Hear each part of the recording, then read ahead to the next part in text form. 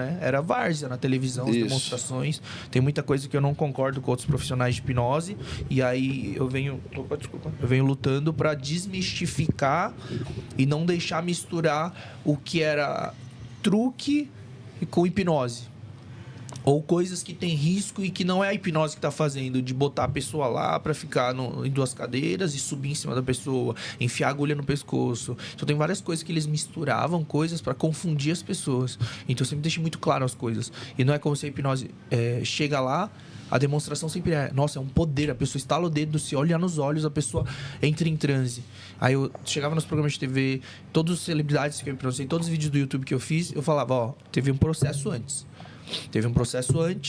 A gente aqueceu a mente, expliquei o processo, fizemos os exercícios e aí agora eu deixei a pessoa pronta e começamos a gravar. Então eu sempre deixei muito claro assim para desmistificar. Mas, o Dr. Antônio Carreira, ele criticava um pouco a ideia do pré-talking, né? Eu não sei qual que era a visão dele exatamente, eu não vou lembrar porque faz um ano praticamente que eu conversei com ele. Mas eu lembro dele criticar isso, do pré-talking, ele falava, cara, isso aí, reclamando muito de charlatão. Porque ele faz... obviamente, a coisa de maneira científica / curativa para as pessoas. Cara... Que é o lance do sugestionamento, né? Mas eu não sei se eu tive oportunidade. Acho que a gente assistiu em evento, mas a gente não teve oportunidade de conversar e debater muito. A gente diverge bastante em algumas coisas e visões.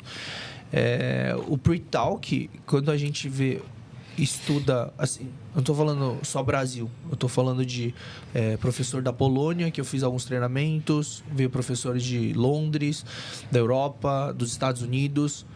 O pre-talk, ele é um passo essencial. E a gente diz que a gente exagera um pouco na hora de explicar para os alunos que 80% do sucesso da hipnose é o pre-talk. Ele já é contra, pelo que eu lembro dele porque falar. ele vai muito para... Talvez ele vá para um lado de mesmerismo e... mesmerismo é alguma coisa magnética.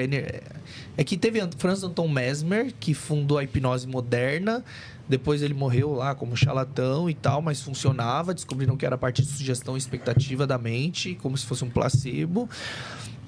Mas vai funcionar, só que não vai replicar. Vai funcionar com algumas poucas pessoas. Cara, o pre-talk dele é não verbal. É criar o ambiente, a atmosfera e a expectativa, que é um pre-talk indireto. Só que como a gente tem a comunicação, como eu posso explicar e falar para vocês, Sim. tirar as objeções, as dúvidas, medos. Então o pre-talk é uma venda da hipnose. Sim. Se eu não faço todo o processo, não tem como a pessoa confiar em mim, confiar no que é, entender o que é, quebrar os preconceitos e se entregar ao processo. O dele é a base da semiótica. Que não é o mesmerismo, não. Ele critica, né, também. O dele é a base da semiótica. O Carreiro, como eu te falei, ele é um cara... É um coroa, né, meu? Coroão, assim, tipo... tem a tabela carreirista, o cacete. Ele da antiga geração ali, dos primeiros caras que fizeram hipnose aqui no Brasil. E aí ele comentou comigo, eu lembro, dos graus de transe.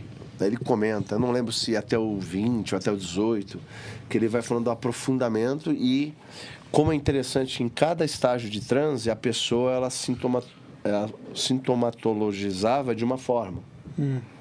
Então, você tinha aquele arco, aí era num grau de transe, todas as pessoas vão manifestar daquela forma. Então, tem essa tabela, cada grau, assim, cada estágio de profundidade, isso segundo a visão, né, que ele explicou, cada profundidade do transe alcançado dessa pessoa, ela vai demonstrando um sintoma físico, uma resposta física. E aí você vai sabendo exatamente onde é que aquela pessoa está nessa profundidade. Existem os níveis de hipnose, existem os níveis de transe. Isso é replicável? É que eu não conheço muito o trabalho dele especificamente, do como ele faz o que ele faz. A metodologia hoje atual, moderna, ela é ultra replicável por qualquer pessoa. Se eu ensino uma pessoa a fazer hipnose, não terapia, que envolve outros aspectos de conhecimentos, fazer só o processo de hipnose... Em 2 dias a pessoa aprende. Qualquer pessoa que entenda o que eu estou falando, aprende. De 16, 14 anos a gente teve aluno que veio junto com o pai, até 70 anos eles conseguem executar em 2 dias. E o meu treinamento desde 2017, ele tinha prova prática de levar pra rua e pegar desconhecido para hipnotizar. Então, todos 100% dos alunos conseguiram replicar. Na psiquiatria é um tabu também. A gente divide, de uma forma mais geral, assim, entre hipnose clínica e hipnose de palco. Sim.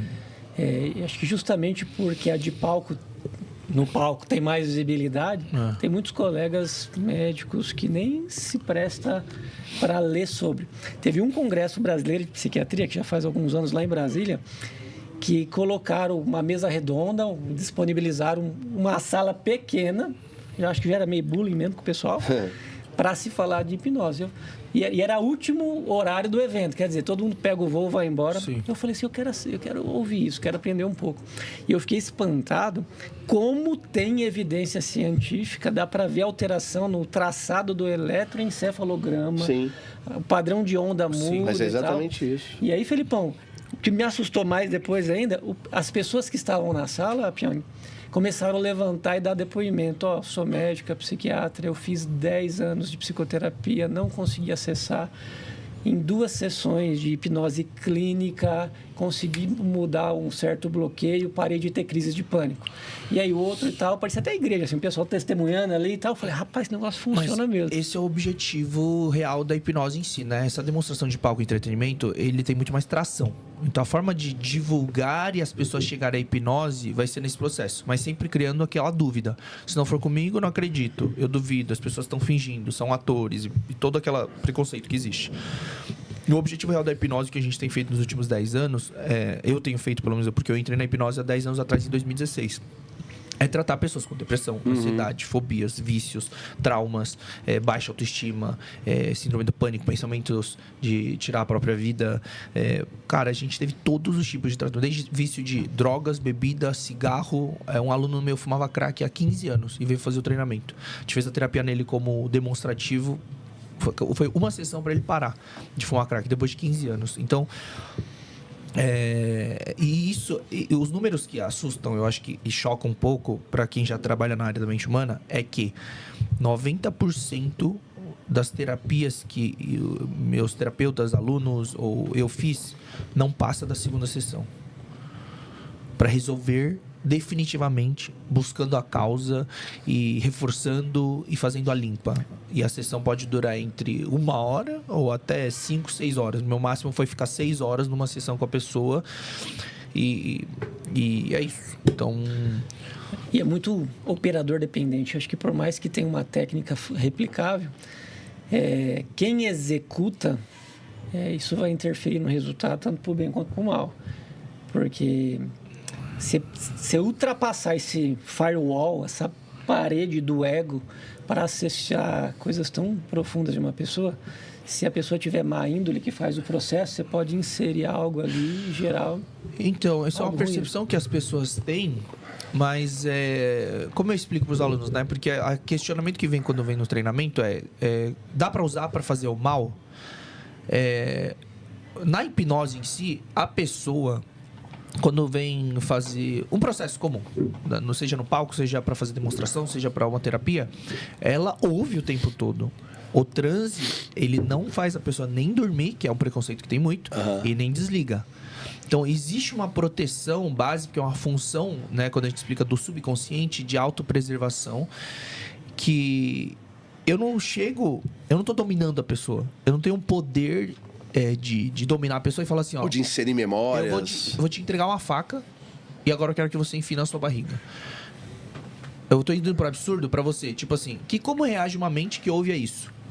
Você vai tirar a sua roupa ou num entretenimento que, se você leva pro absurdo, você vai tirar a sua roupa e correr no meio da rua. A pessoa não faz esse tipo de sugestão, que tem um filtro.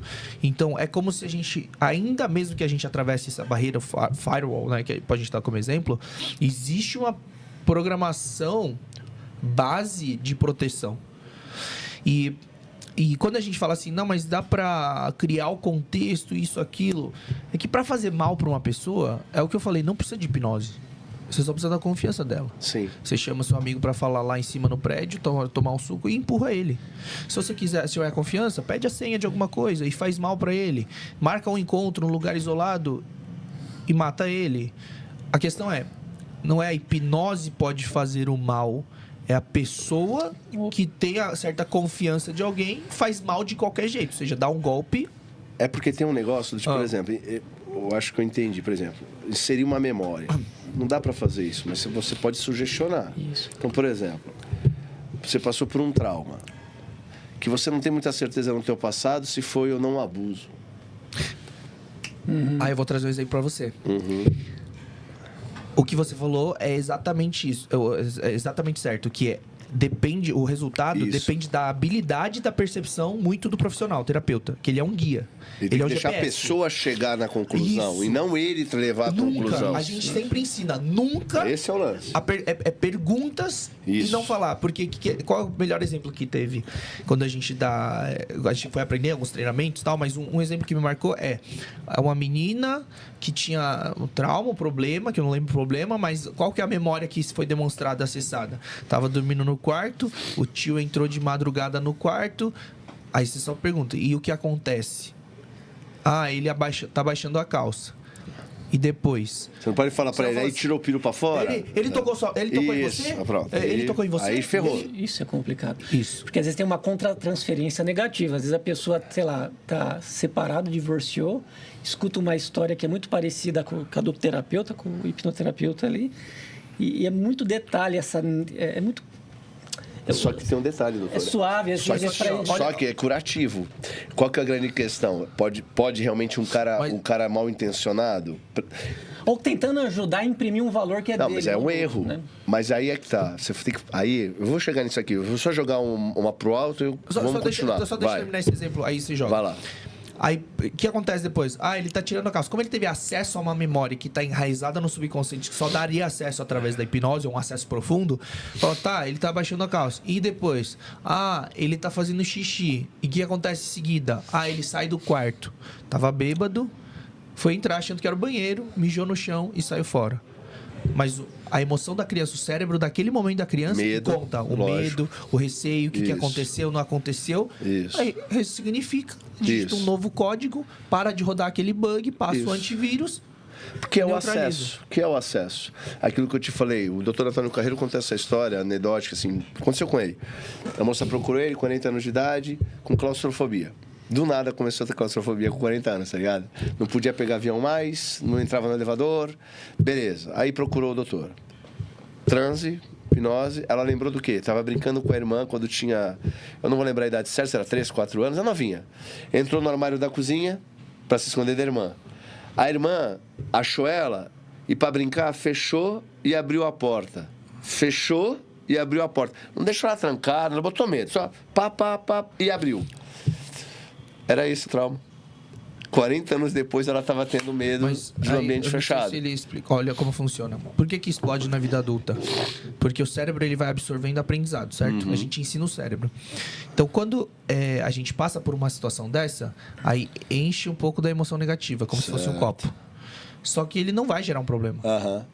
Aí só que depois, com 11 anos de idade, ela tinha 7 nesse exemplo. Sim. Com 11 anos de idade, ela passa por outra situação parecida que gera uma mesma emoção negativa na mesma condição. E aí quando... Aí um dia ficou presa no elevador, 40 outro caso, sim. Com 40 anos, Sim. esse copo transborda. Quando transborda, ativa um alarme.